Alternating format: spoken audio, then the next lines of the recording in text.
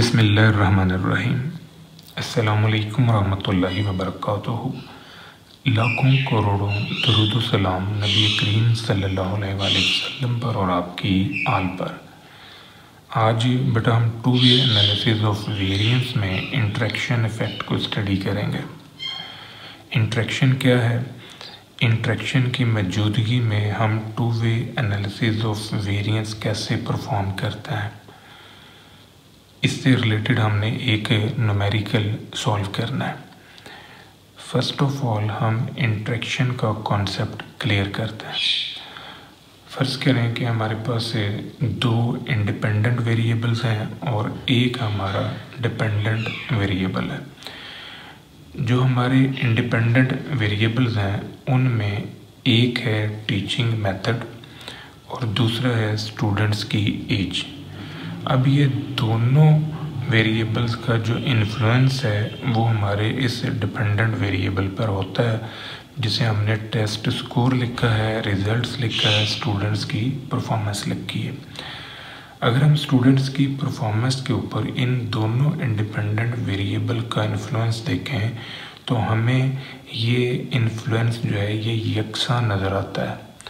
लेकिन अगर हम इनको सेपरेटली ऑब्ज़र्व करें तो यहाँ पर जो इनका रिलेशनशिप है वो थोड़ा सा डिफरेंट हो जाता है।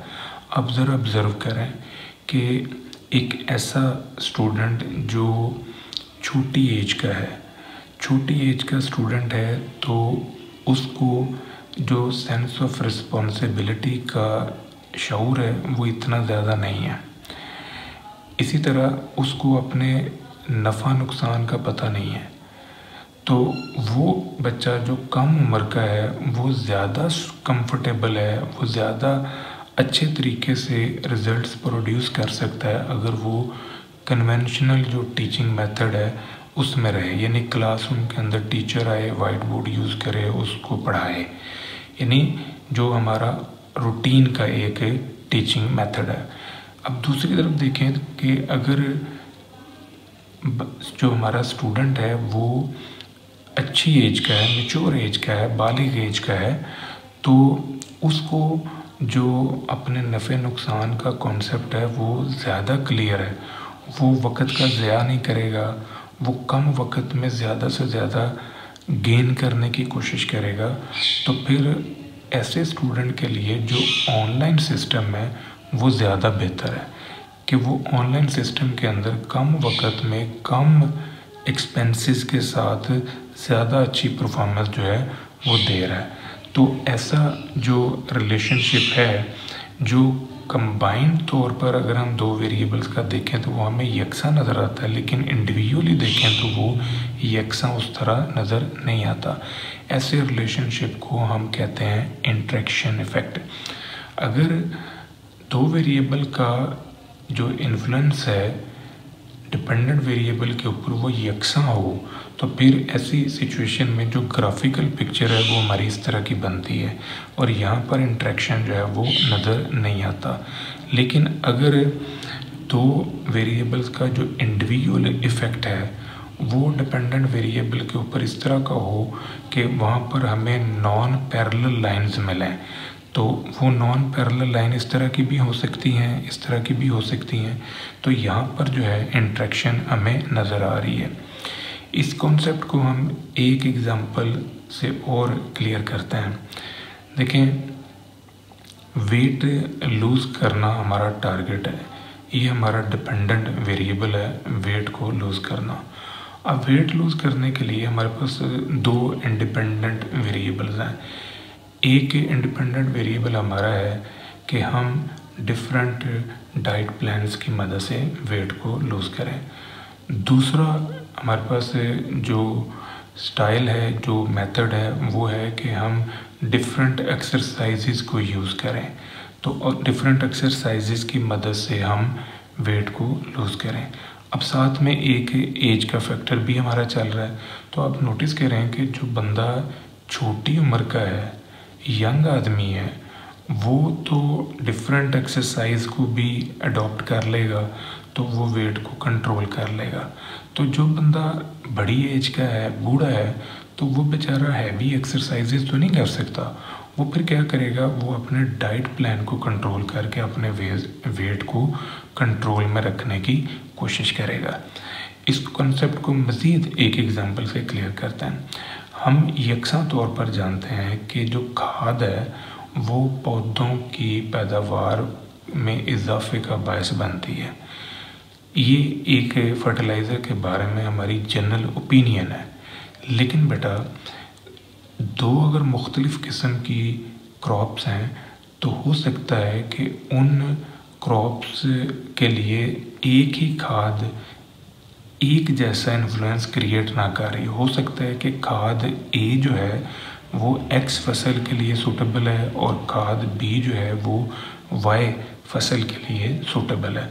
अगर हम कलेक्टिवली देखें तो हम ये समझते हैं कि खाद जो है वो पौधों के लिए ज़रूरी है, लेकिन हर किस्म की खाद हर किस्म के पौधे के लिए ज़रूरी है, ये कोई हार्ड फास्ट रूल नहीं है। यहीं से इंटरेक्शन का कॉन्सेप्ट जो है वो हमें मिलता है। अब हम इंटरेक्शन इफेक्ट के साथ two way analysis of variance में टेस्टिंग प्रोसीजर डिस्कस करते हैं। हमारा जो two way analysis of variance है, इसमें हमारा जो टोटल सम ऑफ स्क्वायर है इसको हम 4 डिफरेंट सोर्स ऑफ वेरिएशन में डिकम्पोज करते हैं, जिनमें एक SSC है, एक SSR, एक SSI इंटरेक्शन इफेक्ट है और एक SS एरर है, यानी सम ऑफ स्क्वायर फॉर एरर। अब ये जो टोटल सम ऑफ स्क्वायर की डिकम्पोजिशन है, इसी मुनासिबत से हमने टोटल डिग्री ऑफ फ्रीडम को भी डिकम्पोज किया है into different degree of freedom. ये for sum of square for column है, ये वाला sum of square for rows है, ये वाला sum of square for interaction है और ये वाला degree of freedom sum of square for error है। इंटरेक्शन इफेक्ट के साथ हम जो CF निकालेंगे उसके लिए हम ये फार्मूला यूज़ कर रहे हैं, R for rows, C for column और N for number of observations. Total sum of square के लिए हम ये फार्मूला यूज़ करेंगे। SSC कॉलम इफेक्ट के लिए हम ये फार्मूला यूज़ करेंगे। SSR रो इफेक्ट के लिए हम ये फार्मूला यूज़ करेंगे। जो इंटरेक्शन इफेक्ट है, इंटरेक्शन में चूँकि हमने रोज और कॉलम दोनों फैक्टर्स को इकट्ठा लेके चलना है, तो ये जो TIJ डॉट का स्क्वायर है डिवाइड बाई N, ये जो डॉट है ये K का ऑप्शन है, तो K की मैक्सिमम लेंथ जो है वो N है। तो इसी तरह ये जो रो इफेक्ट है और ये जो कॉलम इफेक्ट है, इनको माइनस करना और CF हमने प्लस कर देना। ये हमारा फार्मूला फॉर इंटरेक्शन के लिए होगा। SSC जो है टोटल में से SSC, SSR और SSI हम माइनस कर देंगे, तो ये तमाम सोर्स ऑफ वेरिएशन जो है ये हम निकाल सकते हैं।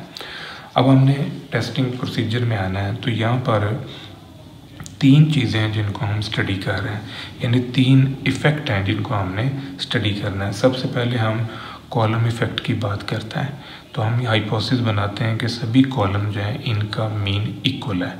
कॉलम से मुराद फैक्टर A कह लें जो ट्रीटमेंट्स की सूरत में हमें अवेलेबल है। इसी तरह जो रोज़ के हवाले से है तो ये फैक्टर B है, या आप इसको ब्लॉक्स कह सकते हैं कि तमाम रोज़ जो हैं, तमाम ब्लॉक्स जो हैं, तमाम फैक्टर B के जो लेवल्स हैं उनका मीन सेम है। अल्टरनेटिव हाइपोथेसिस में आ जाएगा कम से कम 2 जो हैं वो डिफरेंट है। इसी तरह जो इंटरेक्शन इफेक्ट है उसको हम लिख सकते हैं कि तमाम इंटरेक्शन का जो मीन है वो यूनिफॉर्म है और कम से कम 2 जो हैं उनमें से डिफरेंट है। Level of significance her question में हमें दिया जाएगा, अगर कहीं नहीं दिया जाता तो फिर हम 5% अपनी तरफ से लेंगे। तीसरा हमारा स्टेप है टेस्ट स्टैटिस्टिक का।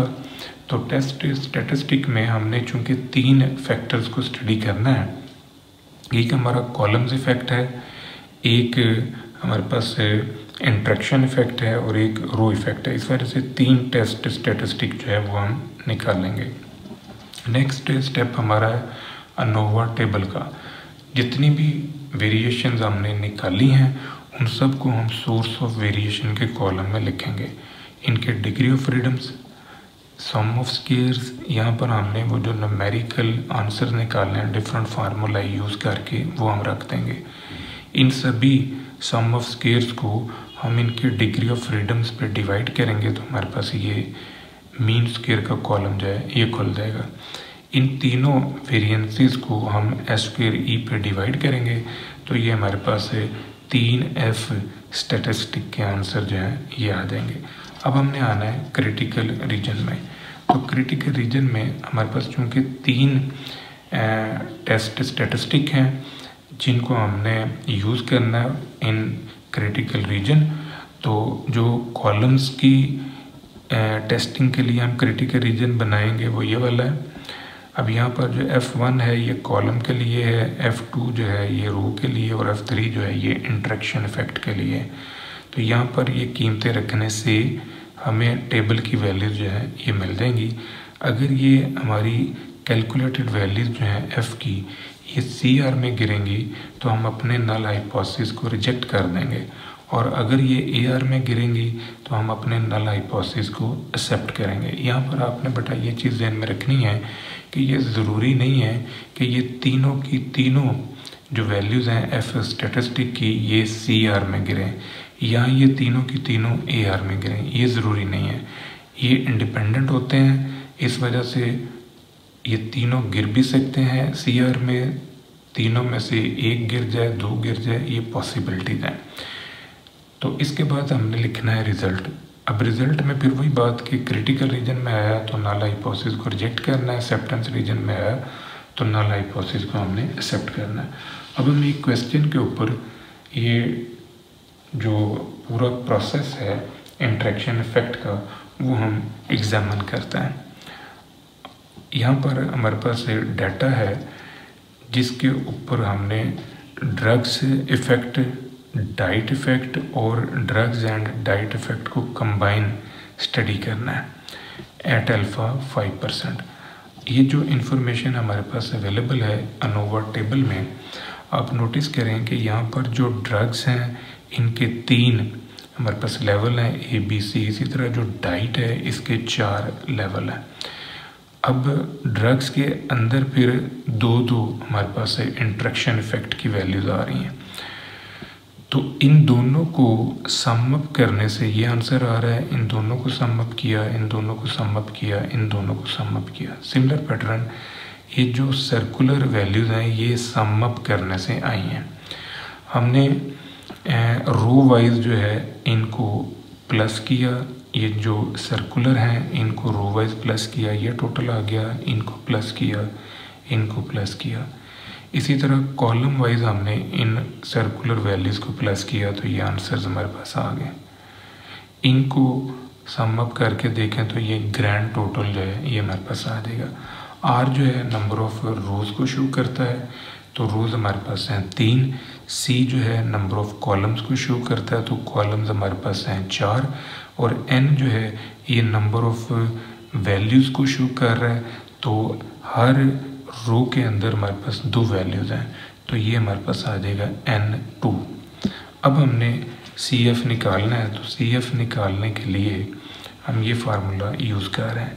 ये जो ग्रैंड टोटल है इसका स्क्वायर लेंगे, RCN पे हम डिवाइड करेंगे तो ये आंसर हमारा आ गया। टोटल सम ऑफ स्क्वायर के लिए हमने एज यूजुअल जैसे 1 वे अनोवा में, 2 वे अनोवा में हम तमाम वैल्यूज़ का स्क्वायर लेते थे। ये जो तमाम इंडिविजुअल वैल्यूज़ हैं, ये जो ब्लैक राइटिंग में है, इन सब का आपने स्क्वायर लेना है और CF की वैल्यू जो है वो हमने माइनस कर देनी है, तो ये हमारे पास आ जाएगा total sum of square. SSC में सम ऑफ स्क्वायर फॉर कॉलम के लिए हमने जो ये कॉलम्स के टोटल हैं इनका स्क्वायर लेना है और रो की तादाद पे और ये जो रो के अंदर वैल्यूज़ हैं इनकी तादाद पे तकसीम करना है, तो ये हमारे पास आंसर आ जाएगा। ये चारों कॉलम्स का जो स्क्वायर है, सम का स्क्वायर, और रो और एन पे डिवाइड किया, CF माइनस किया, तो ये SSC का आंसर आ गया। सिमिलर पैटर्न हमने SSR निकालना है। तो यहाँ पर हमने जो रो में वैल्यूज़ सम अप की हैं उनको स्क्वायर में लिखेंगे और divide by C and N। C जो है ये 4 है और N की वैल्यू 2 है। CF हमने निकाल लिया।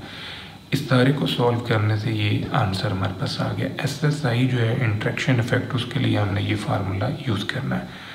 अब SSR की इतनी जो वेरिएशन है वो रखनी है। इसी तरह जो SSC हमने निकाला था उसकी भी वेरिएशन रख देनी है। नोट करें, ये हमारे पास है इंट्रैक्शन वैल्यूज़। ये जो इंट्रैक्शन वैल्यूज़ हैं, ये वाली सर्कुलर है, इनका स्क्वायर लिया गया है। ये जो 12.8 है, 19.1 है, ये जो सर्कुलर वैल्यूज़ हैं इनका हमने स्क्वायर लिया है। तो इनके स्क्वायर को फिर हमने n पे डिवाइड किया है, यानी ये सर्कुलर वैल्यूज़ हैं, इनका स्क्वायर डिवाइड बाई n। ये रो का स्क्वायर है और डिवाइड बाई CN। यहाँ पर जो है हमने कॉलम्स का स्क्वायर लिखना है, डिवाइड बाई RN और प्लस CF। इस सारे को सम अप करने से, कैलकुलेट करने से ये आंसर जो है ये हमारा आ गया। ये इंट्रैक्शन इफेक्ट है। तो SSE जो है, सम ऑफ स्क्वायर फॉर एरर, ये हम टोटल में से SSR, SSE और SSI माइनस कर दें तो ये आंसर हमारे पास आ जाएगा। अब बेटा हमने इस सारी कैलकुलेशन को यूज़ करके तो टेस्टिंग प्रोसीजर अप्लाई करना है। तो हमारा जो पहला स्टेप है वो नल हाइपोथेसिस की डिज़ाइनिंग का है। ये 3 हमने नल हाइपोथेसिस डिज़ाइन किए हैं। चारों जो कॉलम्स हैं, चारों डाइट प्लान जो हैं वो यूनिफॉर्म है। तीनों जो ड्रग्स हैं, तीनों जो ब्लॉक्स हैं वो यूनिफॉर्म है। There is no interaction between drugs and diet, इन दोनों में कोई इंट्रैक्शन नहीं है। नीचे हम लिखेंगे कि नहीं, इनमें इंट्रैक्शन है। लेवल ऑफ सिग्निफिकेंस जो है वो 5% हम यूज़ कर रहे हैं। 3 हमारे पास टेस्ट स्टैटिस्टिक आएंगे, एक SSC डाइट प्लान के लिए, एक हमने टेस्ट स्टैटिस्टिक बनाना है ड्रग्स के लिए और एक इंट्रैक्शन के लिए। तो इन तीनों को फिर हम चेक करेंगे कि इनमें से कौन सा CR में गिरता है, कौन सा AR में गिरता है। अगला स्टेप हमारा है एनालिसिस ऑफ वेरिएंस का टेबल। तो ये 5 कॉलम्स की इंफॉर्मेशन है। फर्स्ट कॉलम में सोर्स ऑफ वेरिएशन है, जितनी वेरिएशन हमने निकाली हैं उनके नेम लिखे, इनके डिग्री ऑफ फ्रीडम। R की वैल्यू 3 है, C की वैल्यू 4 और N की वैल्यू 2। यहाँ पर कीमतें रखने से ये आंसर्स हमारे पास आ जाएंगे। ये बात आपने ज़हन नशीन रखनी है बेटा कि इन चारों को सम अप करने से ये टोटल जो है ये हमारा बनना चाहिए। इसी तरह इन चारों को सम अप करें तो ये टोटल आना चाहिए। अब ये जो आंसर है इसको 3 पे तकसीम किया, इस आंसर को 2 पे तकसीम किया, इस आंसर को 6 पे, इस आंसर को 12 पे, तो ये हमारे पास से मीन स्क्वायर्स आ जाएंगे, यानी वेरिएंसेस जो हैं ये हमारे पास आ जाएंगे। अब इन तीनों वेरिएंसेस को हमने S² E पे डिवाइड किया है तो ये 3F स्टैटिस्टिक के आंसर्स आ गए। अब हमने आना है क्रिटिकल रीजन में। तो जो क्रिटिकल रीजन है, जो हमारा पहला क्रिटिकल रीजन है डाइट प्लान्स के लिए, तो 0.05 को हमने देखना है 3 डिग्री ऑफ फ्रीडम के साथ 12 डिग्री ऑफ फ्रीडम में, यानी V1 हमारा 3 है और V2 जो है ये हमारे पास है 12।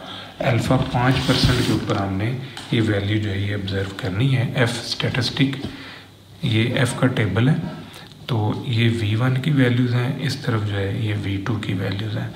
तो आपने 3 को देखना है 12 पे, ये 3 है और इधर से ये 12, तो ये 3.49 हमारा आंसर जो है ये आ रहा है। ये पहला आंसर आ गया। इसी तरह 2 को 12 पे देखना है, फिर 6 को 12 पे देखना है, तो ये आंसर जो है हमारे पास आ जाएंगे टेबल वैल्यूज़ के। अब ये जो तीनों F स्टैटिस्टिक हमने निकाले हैं, ये तीनों F स्टैटिस्टिक के जो आंसर हैं इनको हम कंपेयर करेंगे इन टेबल की वैल्यूज़ के साथ। तो आप नोटिस करें कि जो F1 का आंसर है 173.33, ये इससे बड़ा है, तो ये क्रिटिकल रीजन में चला गया। क्रिटिकल रीजन में जाएगा तो हम अपने नल हाइपोथेसिस को रिजेक्ट कर देंगे। इसका मतलब है कि जो डाइट प्लान है वो यूनिफॉर्म नहीं है। दूसरा जो हमारा टेस्ट स्टैटिस्टिक है, इसका आंसर आया 40.29। अब 40.29 को जब इससे कंपेयर करें तो ये भी क्रिटिकल रीजन में गिरा। तो हम ये कह सकते हैं कि तीनों जो ड्रग्स हैं वो भी यूनिफॉर्म नहीं है, उनका भी जो मीन आ रहा है वो यूनिफॉर्म नहीं है। जो तीसरा हमारा टेस्ट स्टैटिस्टिक है जो कि 0.72 है, तो ये इससे छोटा है, ये वाली कंडीशन हमारी पूरी नहीं हुई। तो ये थर्ड जो एफ स्टैटिस्टिक है ये गिरा है AR में। तो हम अपने नल हाइपोथेसिस को रिजेक्ट नहीं करेंगे। इसका मतलब है कि there is no interaction exist. तो इंट्रैक्शन जो है यहाँ पर एग्जिस्ट नहीं करती। अगर ये गिरा होता हमारा CR में तो फिर वहाँ पर हमने अपने नल हाइपोथेसिस को जो है वो रिजेक्ट कर देना था। तो नल हाइपोथेसिस को रिजेक्ट करने का मतलब कि there is no interaction of drugs and diet. इसको हमने अब रिजेक्ट नहीं करना, इसको हमने एक्सेप्ट करना है। उसकी रीज़न ये है कि हमारा जो टेस्ट स्टैटिस्टिक का ये आंसर है, ये आंसर हमारा CR में नहीं गिरा, ये AR में गिरा। तो F3 जो है ये हमारा रिजेक्ट नहीं कर रहा नल हाइपोथेसिस को। यहाँ पर इंट्रैक्शन जो है वो एग्जिस्ट नहीं कर रही, देयर इज़ नो इंट्रैक्शन। तो ये था बेटा आज का हमारा लेक्चर। दुआ में याद रखिएगा। इंशाल्लाह अगली वीडियो के साथ फिर हाजिर होंगे। फ़ी अमान अल्लाह।